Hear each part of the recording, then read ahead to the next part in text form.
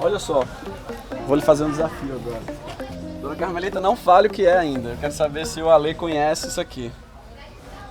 E a Tati? Não, você deve saber. Parece um gengibre. Parece, né? Sim, sim. É o caramuela, não é isso? É uma batata que ela fica pra fora da terra. Ela é externa, Que digamos assim. maluquice isso aqui, meu. A região amazônica é de uma riqueza inigualável. Não importa quantas vezes eu venha pra cá, sou sempre surpreendido por um novo ingrediente. Agora a gente vai no melhor, no jambu, a minha paixão. Não podemos pensar na culinária paraense sem o jambu, uma hortaliça que tem um sabor marcante e um tanto picante, popularmente conhecida como agrião do Pará. Esse é o jambu. Essa é a flor. Essa é a flor do jambu. É com isso que eu faço meus produtos. Essa é a paixão da minha vida. Que lindo. A pequena flor do jambu, comercializada na forma desidratada, produz uma leve dormência nos lábios. É bem intenso, né? Sim. O sabor ali Onde fica. tá mais concentrado o espilantol. Esse sabor se chama espilantol. Assim, pensando na culinária, ele é parece que ele intensifica sabores. É Sim. isso, né? Quando você faz, quando você pega uma coisa. Eu acho que ele estimula as glândulas. Ele agita. Treme, né? Ele é um mix de emoções. É uma montanha Sensacional. russa. Ele agita as papilas e É. expande aí o sabor do alimento. Tatiana decide apresentar seus produtos com jambu no Solar da Beira, prédio do século XIX que faz parte do complexo do Ver-o-Peso.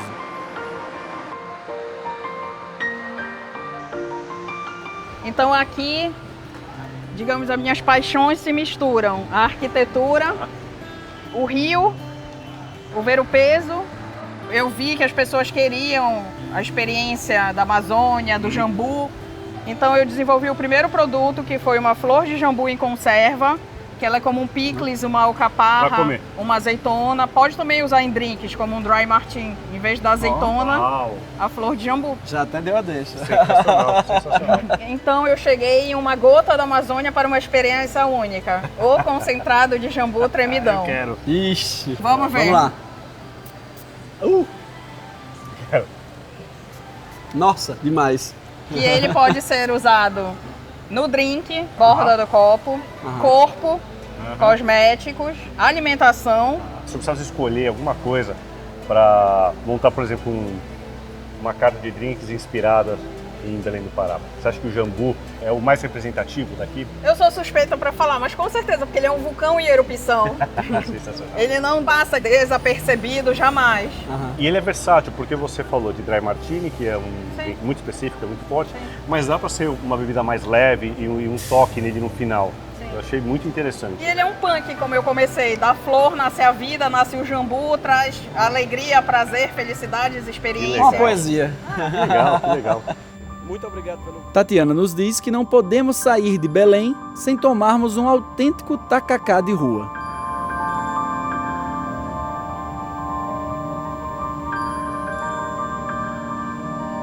Já estamos no fim do dia.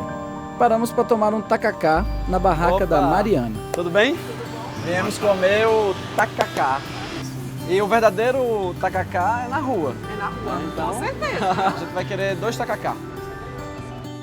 O tacacá é um dos pratos mais amados no norte e é composto de caldo de tucupi com a goma de tapioca, folhas de jambu e camarão. E você vai tomando, é isso? Vai comendo e tomando. Pode virar. Tá bom. Tá quente? Bem quente. Engraçado, que apesar de ser muito quente, né? Mas as pessoas tomam o caldo quente. Nossa, bem gostoso. E aí agora, ó. É isso, ó. Tomando na cumbuca. Na cuia. Na cuia. Este, particularmente, está para lá de especial. Belém é uma cidade que sempre me surpreende, né? É tudo muito rico, os sabores são muito fortes, as pessoas são muito intensas, o calor é muito intenso. O que eu levo comigo profissionalmente, falando na área de coquetelaria, é trabalhar com nuances de sabores, aromas também, e tentar aplicar tudo isso daí num coquetel, por exemplo. Sempre saio daqui muito feliz e com um leque aberto de oportunidades para a gastronomia. Belém é viva, bela e excitante. Além das construções históricas e dos ingredientes incríveis que conhecemos hoje, A cidade é movida pela energia contagiante de seus moradores, sobretudo dessas mulheres admiráveis que nutrem a nossa alma e o nosso corpo.